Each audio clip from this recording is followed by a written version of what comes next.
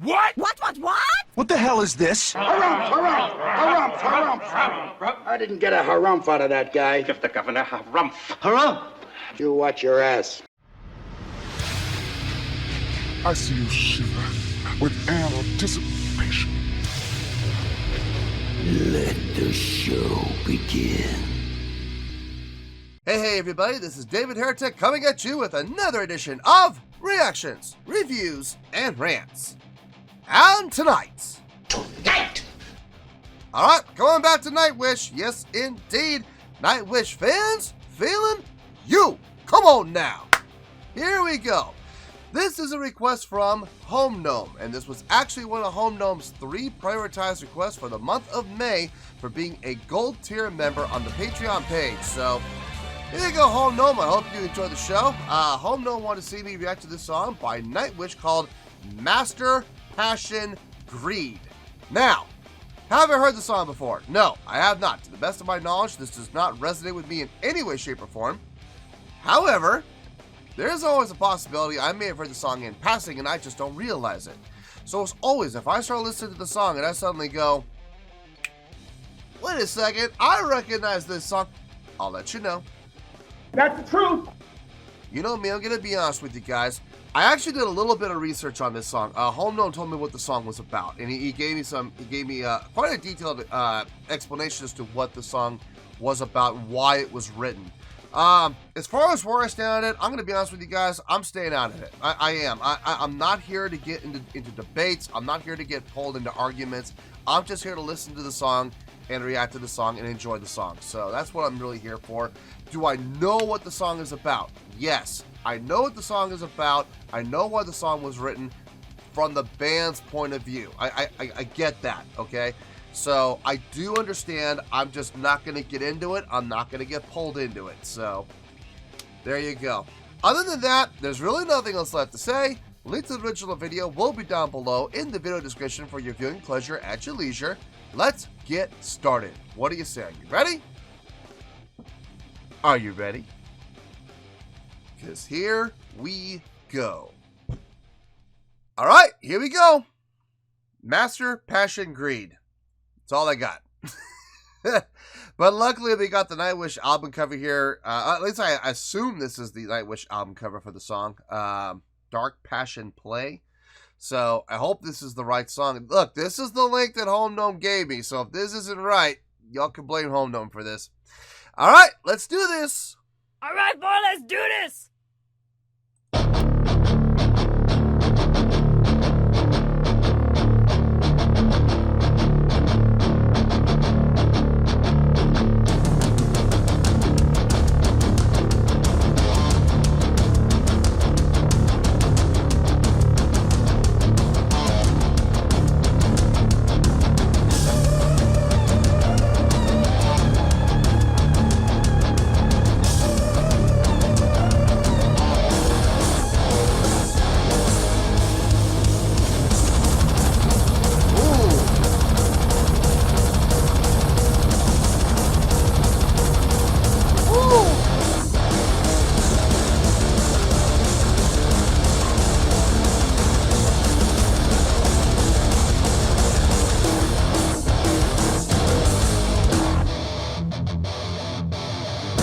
Little guitar breakdown there. Okay. Wow. Okay. Nice, dark, brooding, intense. You could absolutely feel the animosity in this song. Absolutely. Without question. Even if I hadn't done, you know, the research on the backstory of this and with a lot of help from Home Gnome, even if I hadn't heard what the song was about, I would know that this song is an angry song. This song has a ton of anger and animosity aimed at someone or something. This is the type of song that really is meant to express and get things off your chest. Just from the feel of it. I mean, good Lord. Taking off with that double time feel. Oh, here's the thing though. I'm not sure if that's double time feel. That might be the established straight time. I would have to hear the rest of the song before I can make that assessment. But I mean, it took off like a double time feel, though. I'll have to see how that stands in comparison to the rest of the song, though. But yeah, man, this, oof. The feels are all there. I can absolutely relate to this song. Let's keep going here.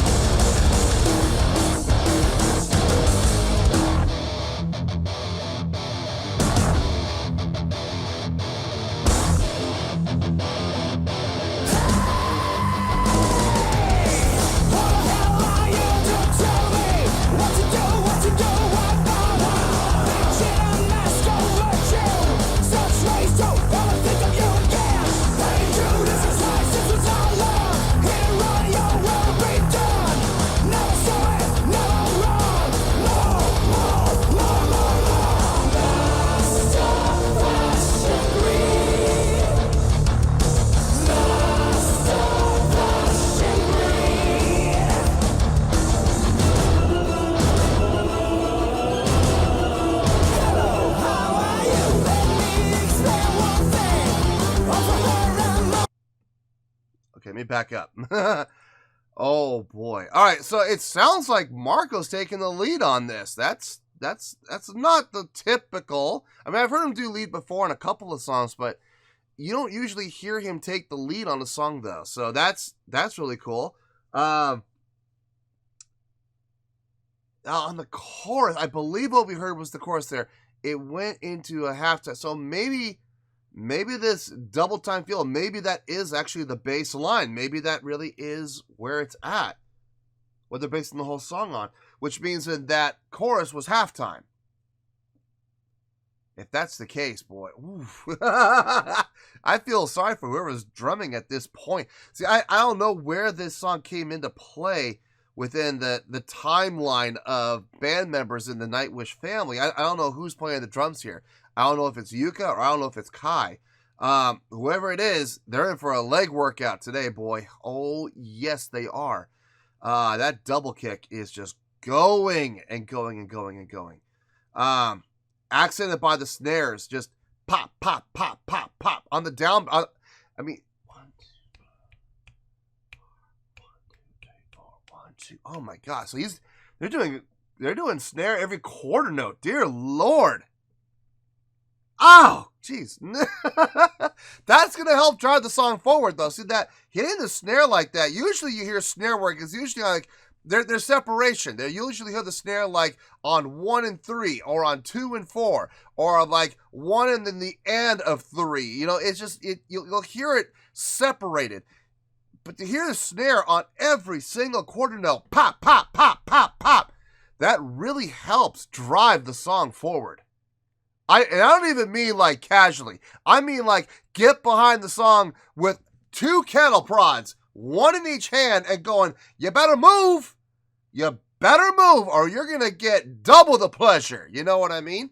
So, I mean, that's why that snare really comes into play there. That's great. That is great. Fantastic work. Let's keep going.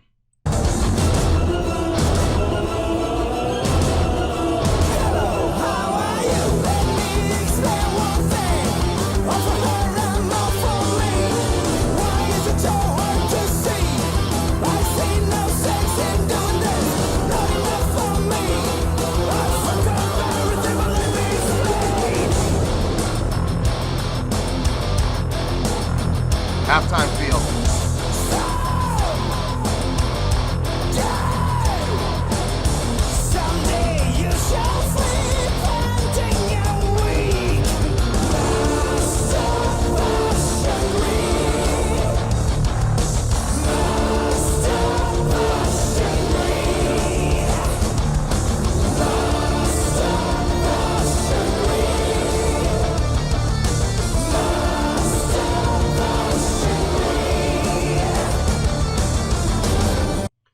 I like that chorus.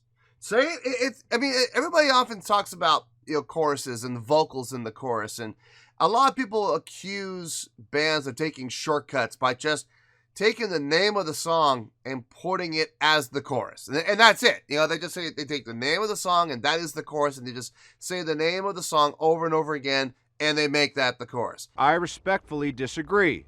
I feel it depends on the song and what you're trying to get out of the song. And when you have a song title as powerful as Master, Passion, Greed, I don't see the problem there. I really don't. Especially considering the fact that they're making the chorus as short as they make it. It's not like they're saying it 8 times or 12 times or 16 times every single chorus.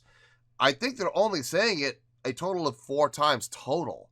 They may even say it, they may actually say it 2. And that's it. Is that a lot? No, it's not a lot at all. Now, like I said, if they were to take every single chorus and say it 16 times, that'd be an issue. Then I would say, okay, yeah, you know what? I agree with those people in that case. But in this case, I have no issue with it. None. It sounds great. It fits both from a from the feel and the tone and the mood and the overall effect of the song. It not only fits there, but it also fits within the measures. And I have no issue with it. It doesn't feel shoehorned. It doesn't feel forced. It doesn't feel like they're trying to jam it in there and make it fit. No, it fits perfectly. It absolutely does. Let's keep going. I backed up, didn't I?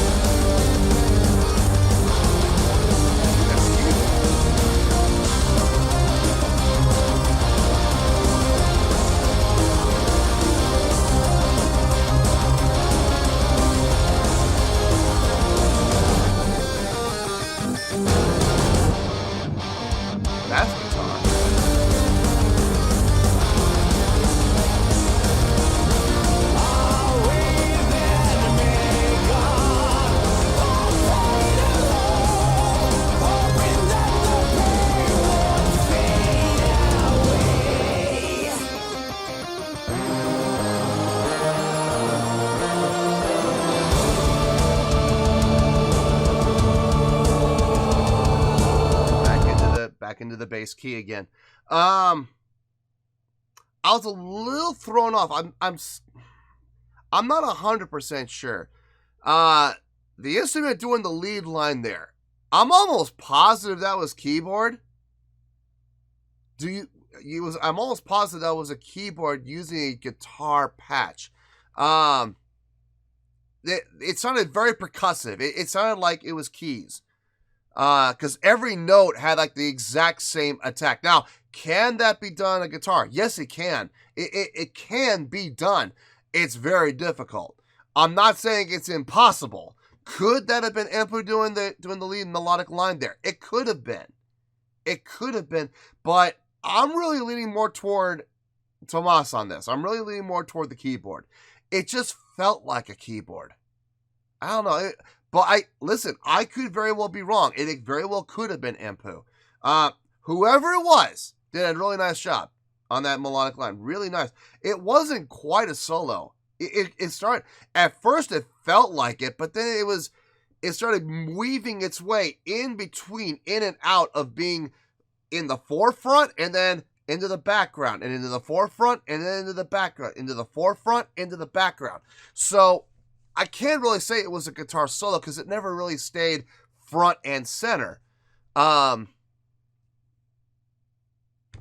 It could be either way. It could. I don't know. It could be, like I said, it could be keyboard or guitar. I don't know. I'm sure in the comments you guys will let me know. But guys, just if you know for a fact which one it was, then let me know. But I don't want speculation. I don't want guessing. I'm already speculating and guessing as it is. I don't want further speculation and guessing. I want someone that actually knows to tell me what that was. If you know for a fact that was Empu playing guitar, then let me know. If you know for a fact that was Tomas on the keyboard using a guitar patch on the keyboard, then let me know. Okay? Cool. Let's keep going.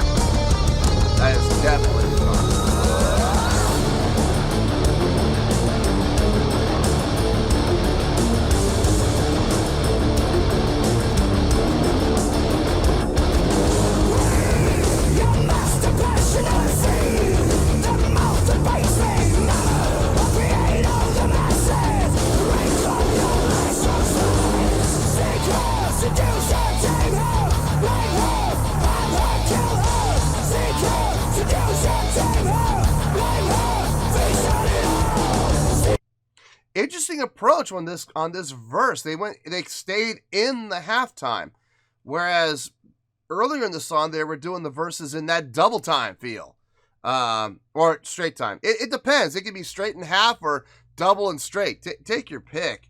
I'm leaning. Actually, the more I'm listening to this, the more I'm starting to think that this is the straight time.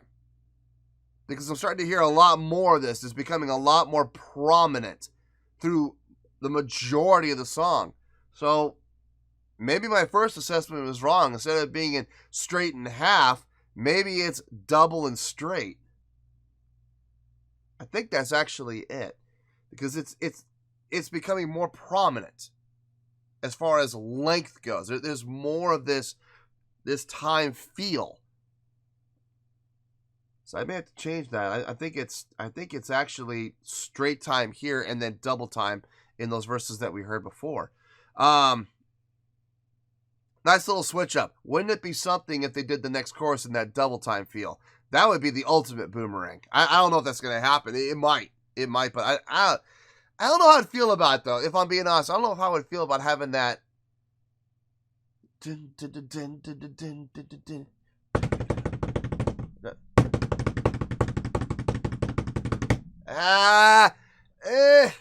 I mean, it would work. It would work, but it's going to feel very shoehorned if they do. I don't know. I don't think they will. Well, let's see. Let's see if they do or not.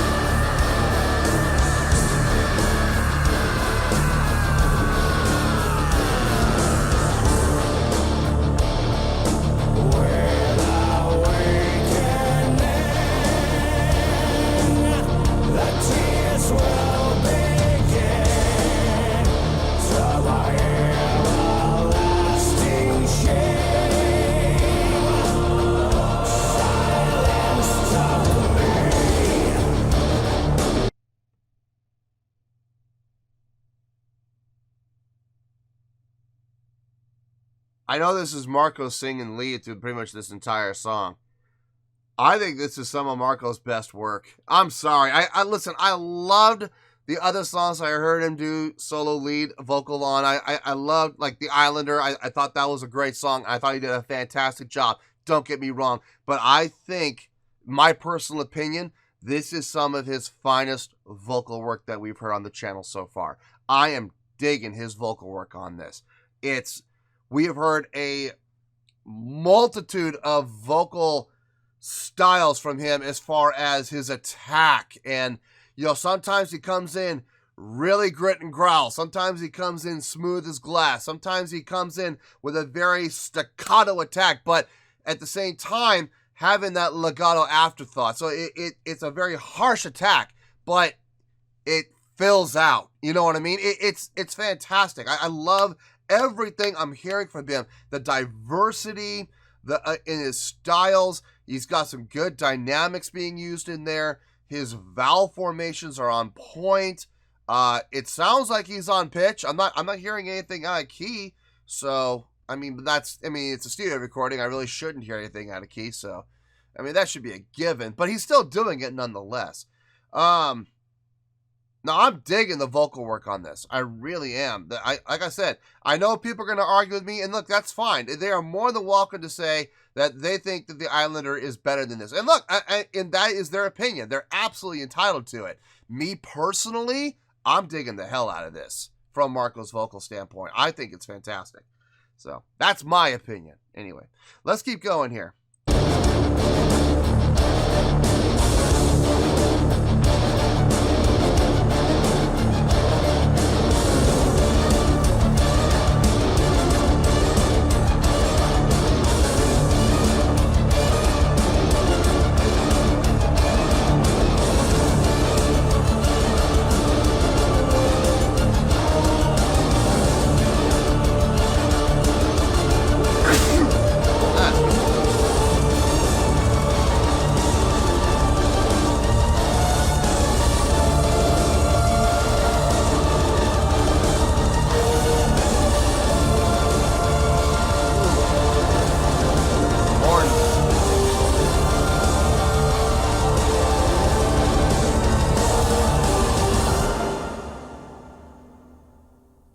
That's how they're going to end it.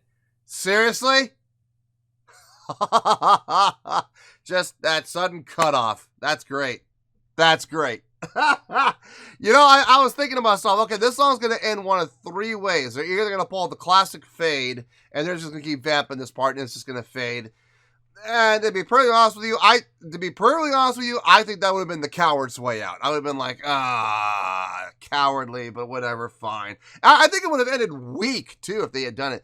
They could have ended on that single chord, that boom, just held that chord, and then cut, you know, as like a resolution, you know, just to resolve it on that downbeat chord, boom, and then cut. That would have been fine. I would have been cool with that. They did the most awkward one, the most attention-getting one, which was just don't even hit the downbeat. Just come to the 4, you know, 1 and 2 and 3 and 4 and that's it. That's it. That is so abrasive. It's so awkward. It's so just nails on a chalkboard for a lot of people, and I love it. I love that. I love that. It's such an attention getter. It really is. It's like, oh, they're going to take that route. Okay, that's fine. That's fine. It's pretty obvious by this point that I enjoyed this. I think that's pretty obvious. The question is how much I enjoyed it. Let me gather my thoughts. Let me think about this. And I will see you in the review, and we will talk about it. Well, there you go, folks. That was Nightwish with Master Passion Greed. This was a request from Home Gnome, and this was actually one of Home Gnome's 3 prioritized requests for the month of May for being a gold tier member on the Patreon page. So, there you go, Home Gnome. I hope you enjoyed the show, man. I thought about it, but I'll be honest with you, I didn't have to think very long. This score came to me pretty quickly, actually. On a scale of 1 to 10, I'm going to give that an 8.9. Yep, 8.9. I feel great about that score. Let me tell you why. Why? Okay, I'm just going to get this out of the way, okay? I know a lot of people are like, well, why didn't this get a 9? Okay, if I'm being honest here, was this the best written song that I have heard from Nightwish? No. I have heard better written songs, better composed songs from Nightwish than this, okay? Songs with more depth, songs with more complexity, okay? I've heard far better songwriting approaches and songs from Nightwish than this, okay? So was this impressive from a songwriting standpoint? No, it was not. What it was aggressive, angry, it was full of emotion, man. I dug this song. I want to be very clear on that. I absolutely dug this song. This is one of my, I won't say it's my favorite, but I could definitely see this going into my top 10 for Nightwish without question. No hesitation on that whatsoever. I dug the hell out of this song. Is it a little more on the simple side? Yes, it is from a songwriting standpoint. But the delivery on this song, you felt all the frustration and the anger that was being projected toward Tarja's husband. You could absolutely feel it in this song, without question. The play on feel in this song really helped move the song along quite a bit, especially when it went up into those, for now I'm calling it double time, okay? When it went into that double time feel during the verses, and that snare was just being hammered on every single downbeat, on all 4 downbeats of every measure. Pop, pop, pop, pop, pop, pop, pop, pop. That pushed the song forward. Whether it wanted to move forward or not is irrelevant. That snare didn't give it a choice. Now, I don't know who the drummer was on this. I don't know if this was Yuka or if this was Kai. I'm not 100% sure about that. Whichever drummer it was did an outstanding job. Not just with that snare, but keeping and maintaining that double kick the entire time. Some great fills, great cymbal usage. I got no issue with the drumming whatsoever. Bass playing, I could actually hear the bass for the most part. There were a couple of places where I got a little lost because there were so many layers, it got buried. But as soon as those layers disappeared, you heard the bass right back again. So I got no issue with the bass. I loved the bass tone that Marco had on this. Guitar playing really helped fill up the sound. Not so much from a ambient standpoint, but really kind of taking the lead on it as far as filling out the sound. I almost felt like Empu's guitar playing did more to fill out the sound than Tomas's keyboard playing did. Now, that's not to take away from what was happening within the orchestrations. The orchestrations were fantastic, and they were prominent, especially in those last 2 minutes. But I really felt kind of like Empu kind of took a little more at the forefront here as far as filling out the sound. A little more than Tomas did. But that's not to say that Tomas didn't help, and Tomas did not do a good job. He did. I mean, they both did a fantastic job filling out the sound. I'm still not 100% sold on that one middle section. Who was doing the lead line there? When that lead line exited and it was over and you heard guitar, that was obviously Empu. You know the part I'm talking about. I even said, I was like, that's definitely guitar. That was definitely Empu. Prior to that, though, that lead line, the lead melodic line that kept going to the front and then to the back and to the front and to the back. I don't know if that was guitar or if that was keyboard. I am leaning like 80% toward keyboard.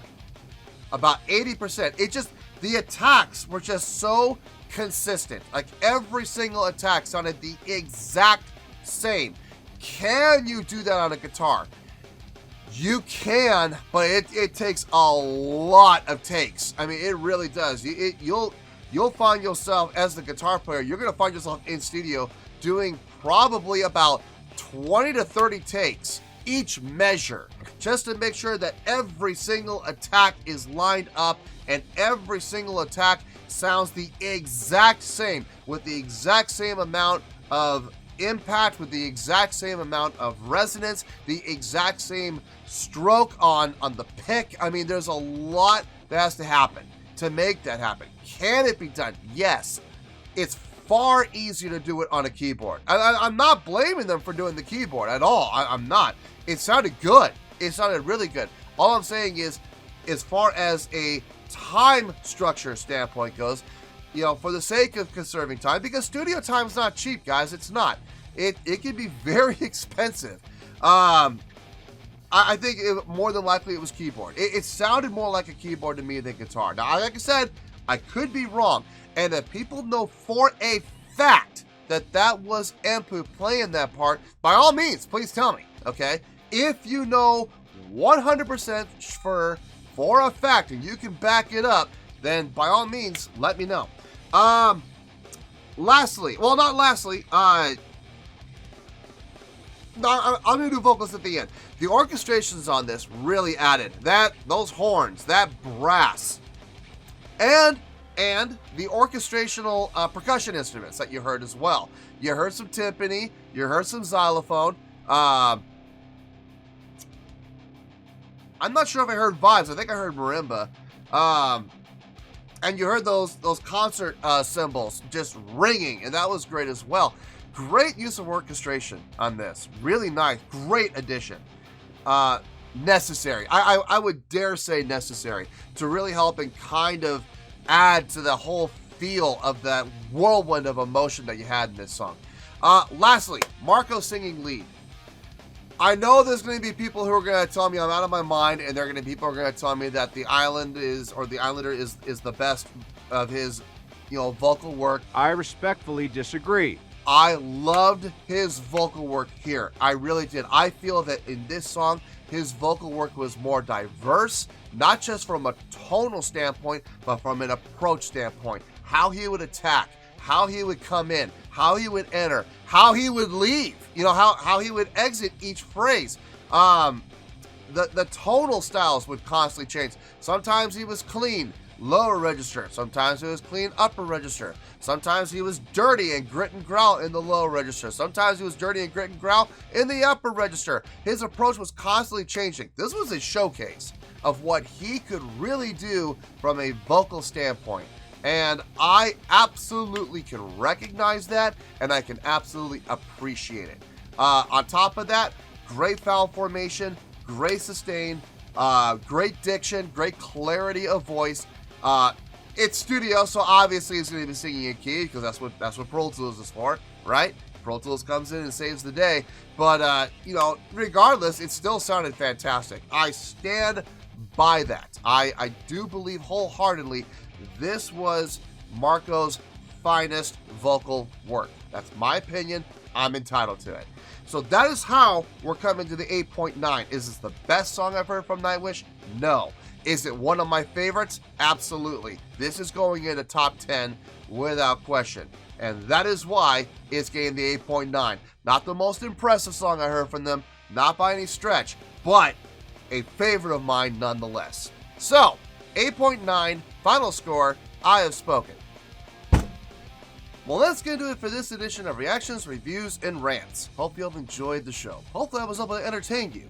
If I was able to put a smile on your face and brighten your day, then I did my job, and I'm so glad I could do it. If you guys feel like joining the fan base, go ahead and click on that button down there. If you guys want to like the video, go ahead and like the video. If you guys want to ring the bell, go ahead and ring the bell. It honestly doesn't make any difference at all to me, but if you guys feel like doing these things, then by all means, feel free to do so. Well, that's going to do it for tonight, folks. Thank you very much for watching, and as always, this is David Heretic signing off, reminding you to stay fabulous and support each other. Later. Peace.